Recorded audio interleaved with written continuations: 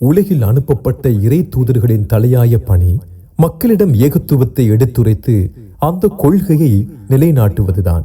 அதே சமயம் ஒரு சில இறை தூதர்கள் ஒரு சில குறிப்பிட்ட தீமைகளை வேறறுப்பதையும் வீழ்த்துவதையும் குறிக்கோளாக கொண்டு அனுப்பப்பட்டுள்ளனர்.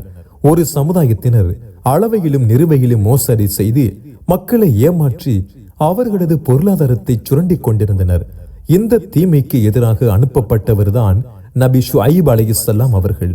அவர்களது பிரச்சாரத்தின் மைய கருத்தை கீழ்காணும் வசனத்தில் காணலாம்.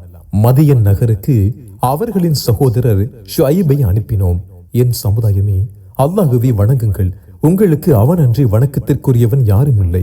உங்கள் இறைவனிடமிருந்து உங்களிடம் தக்க சான்று வந்துள்ளது. எனவே அளவையும் நிறுவையையும் நிறைவாக்குங்கள்.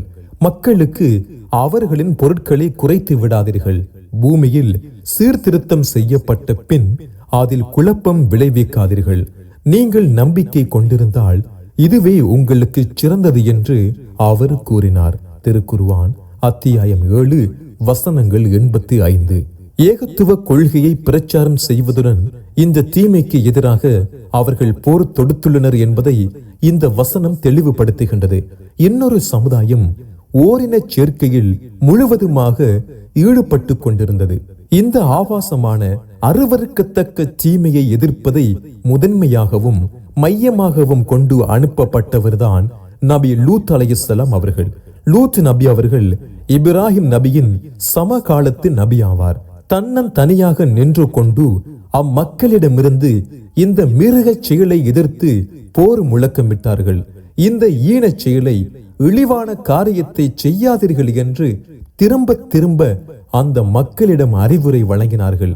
இந்த காரியத்தை செய்தால் இறைவனிடமிருந்து இழிவு தரும் வேதனை வரும் என்று எச்சரித்தார்கள். ஆனால் அதை அம்மக்கள் அறவே கண்டு கொள்ளவில்லை. அத்துடன் லூத் நபியை கேலியும் கிண்டலும் செய்தனர். இவர்களை உங்கள் ஊரை விட்டு வெளியேற்றுங்கள், இவர்கள் சுத்தமான மனிதர்களாக உள்ளனர் என்பதே அவரது சமுதாயத்தின் பதிலாக இருந்தது. திருக்குர்ஆன் அத்தியாயம் 7 வசனங்கள் 82. உம்மை ஊரை விட்டு விரட்டுவோம் என்று அவரை மிரட்டினார்கள். உமது வாதத்தில் உண்மையாளராக இருந்தால் வேதனையை கொண்டு வாருங்கள் என்று இறை தூதருக்கு எதிராக சவாலும் விட்டார்கள். இதை பின்வரும் வசனங்களில் காணலாம். லூத்தையும் அனுப்பினோம். நீங்கள் வெட்கக்கேடான செயலை செய்கிறீர்கள். அகிலத்தாரில் உங்களுக்கு முன் யாரும் இதை செய்ததில்லை. சரியான வழியை துண்டித்துவிட்டு ஆண்களிடம் செல்கிறீர்களா? உங்கள் சபையில் அந்த வெறுக்கத்தக்க செயலை செய்கிறீர்களா என்று அவர் தமது சமுதாயத்துக்கு கூறிய போது, நீர் உண்மையாளராக இருந்தால் அல்லாஹுவின் வேதனையை கொண்டு வருவீராக என்று கூறியதை தவிர வேறு எதுவும் அவரது சமுதாயத்தின் பதிலாக இருக்கவில்லை. அல் குர்ஆன் அத்தியாயம் 29 வசனங்கள் 28 தொடக்கம் 29 வரை. இந்த கட்டத்தில்தான் லூத் நபி அவர்களின் வீட்டிற்கு விருந்தாளிகள் வருகின்றனர். வந்த விருந்தாளிகள் பிரமிக்க வைக்கும் அழகு பிம்பங்களாக இருந்தனர். கட்டழகு கொண்ட காளையராக இருந்தனர்.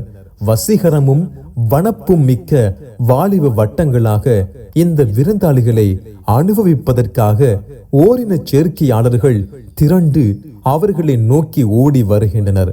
மற்றற்ற மகிழ்ச்சி அலைகள் கரை புரள கட்டிலங்காளையரை கொள்ளை கொள்ள கூட்டமாய் வந்து குழுமுகின்றனர். கண்ணியப்படுத்த வேண்டிய தனது விருந்தாளிகள் களங்கப்படுத்தப்பட போகின்றனரே என்று கலங்கிய லூத் நபி கையறு நிலையில் நிற்கின்றார்கள். வந்தவர்கள் லூத் நபியின் கண்களுக்கு வெறும் வெளியூர் விருந்தாளிகளாகவே தெரிகின்றனர். காமுக காட்டு மிராண்டிகளுக்கு கவர்ச்சியூட்டும் வேட்டை பிராணிகளாக தெரிகின்றனர். இந்த காட்சியை திருக்குர்ஆன் நம் கண்களுக்கு படமாக்குகின்றது. அவ்வூர்வாசிகள் மகிழ்ச்சியுடன் வந்தனர். இவர்கள் எனது விருந்தினர்கள், எனவே எனக்கு அவமானத்தை ஏற்படுத்தாதீர்கள்.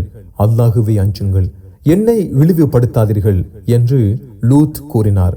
உலகத்தாரை விட்டும் மற்றவருக்காக பரிந்து பேசுவதை விட்டும் உம்மை நாங்கள் தடுக்கவில்லையா என்று அவர்கள் கேட்டனர்.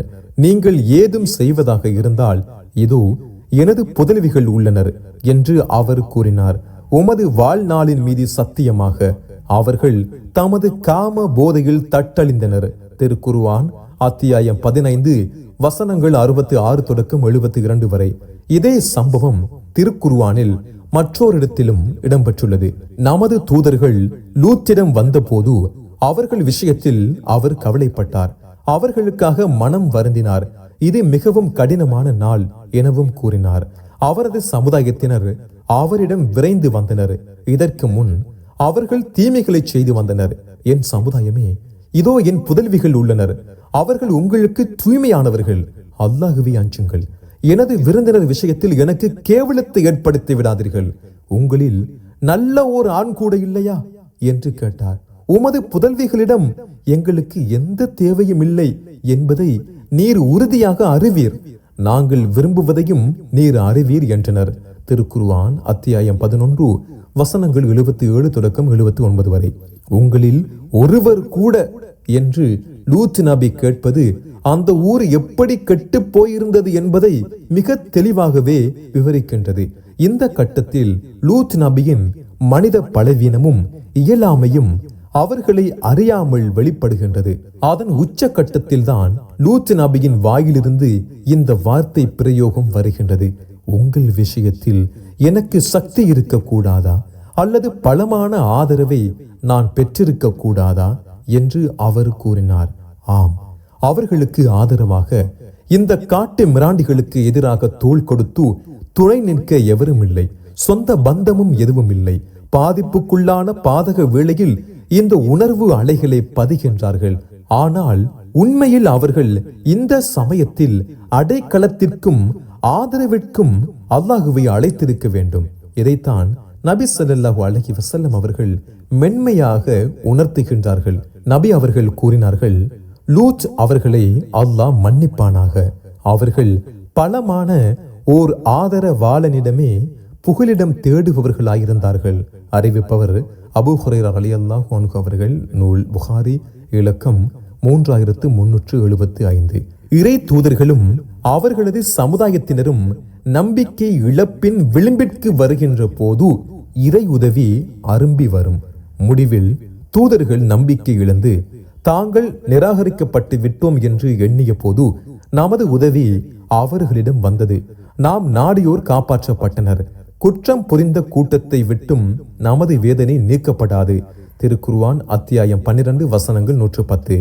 வந்தவர்கள் வெறும் விருந்தாளிகள் அல்லர். தூதரை காக்கவும் அவரது எதிரிகளை தாக்கவும் வந்த வான தூதர்கள் என்ற உண்மை இப்போதுதான் வெளிச்சத்திற்கு வருகின்றது. லூத்தே, நாங்கள் உமது இறைவனின் தூதர்கள். அவர்கள் உம்மை நெருங்கவே முடியாது. உமது மனைவியை தவிர உமது குடும்பத்தாருடன் இரவின் ஒரு பகுதியில் புறப்படுவீராக. உங்களில் எவரும் திரும்பி பார்க்க வேண்டாம். அவர்களுக்கு ஏற்படுவது அவளுக்கும் ஏற்படும். அவர்களின் காலக்கெடு வைகறை பொழுது. வைகறை பொழுது சமீபத்தில் இல்லையா என்று தூதர்கள் கூறினார்கள். திருக்குர்ஆன் அத்தியாயம் 11 வசனங்கள் 81. இறை தூதருக்கும் இறை நம்பிக்கையாளர்களுக்கும் பாதுகாப்பு அளிக்கும் விதமாக அவர்களை வழி அனுப்பி வைத்துவிட்டு மலக்குகள் தங்கள் விளையாட்டை ஆரம்பிக்கின்றனர்.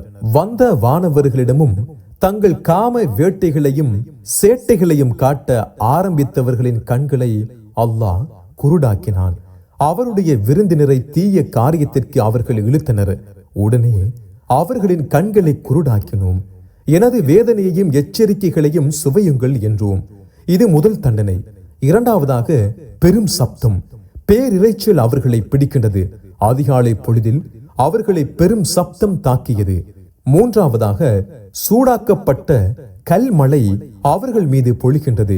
நான்காவது, இயற்கைக்கு எதிராக கிளம்பி தலை கீழாக புரண்ட அந்த சமுதாயம் வாழ்ந்த ஊரை அல்லாஹ் தலை கீழாக புரட்டி விடுகின்றான்.